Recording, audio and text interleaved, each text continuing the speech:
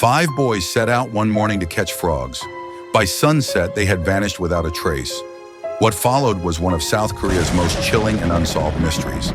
A case buried under years of silence, speculation, and secrets. This is the story of the Frog Boys.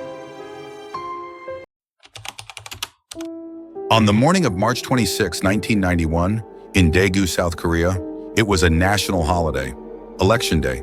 Schools were closed. The streets were quiet. Around 9 a.m., 5 young boys from the same neighborhood in the Daegu district left their homes. Their plan was simple: to search for salamander eggs along the slopes of Mount Waryeong. It wasn't an unusual activity. Children often wandered into the nearby hills. The mountain was close, familiar. But by that evening, none of the boys had returned. We just thought they lost track of time. No one imagined they would disappear.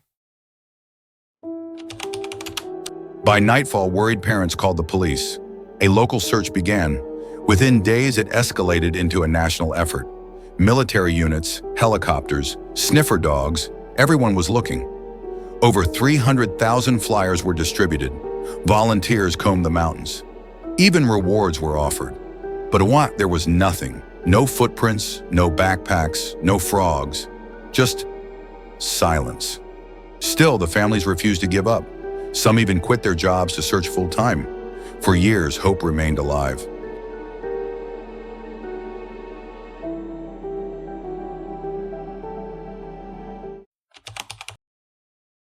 On September 26, 2002, 11 years later, a hiker stumbled across something in the woods of Mount Waryeong.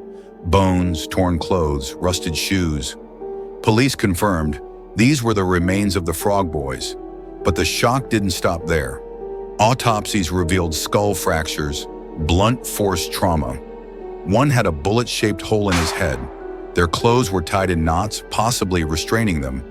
Some garments had been turned inside out. They had not died of hypothermia, as once believed. They had been killed. And what's more disturbing, their remains were found just 3 kilometers from where they had vanished, an area that had supposedly been searched hundreds of times.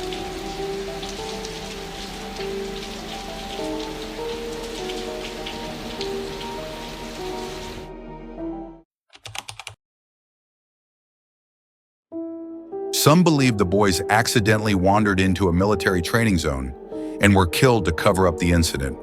At the time, the area was near a shooting range, and one boy's skull had a hole that resembled a bullet wound. But the military denied all involvement. There was no evidence, no whistleblowers. They encountered a predator, someone who lured them in or ambushed them. But there were no known patterns, no other similar cases, no signs of sexual assault.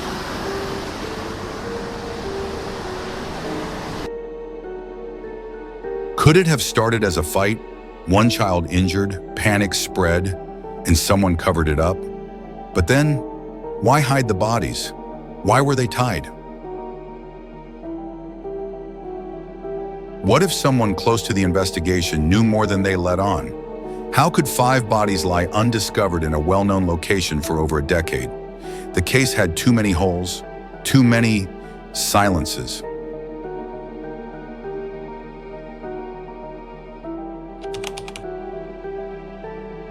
The boys were buried side by side. Their families never recovered. One father died while still searching. Another visited the mountain daily, even after the remains were found. The media called them the Frog Boys because they were searching for frogs. But today their name is remembered not for their innocence, but for the shadow of a case that still haunts Korea. 30 years later, there are still no answers, no arrests, no closure, just questions.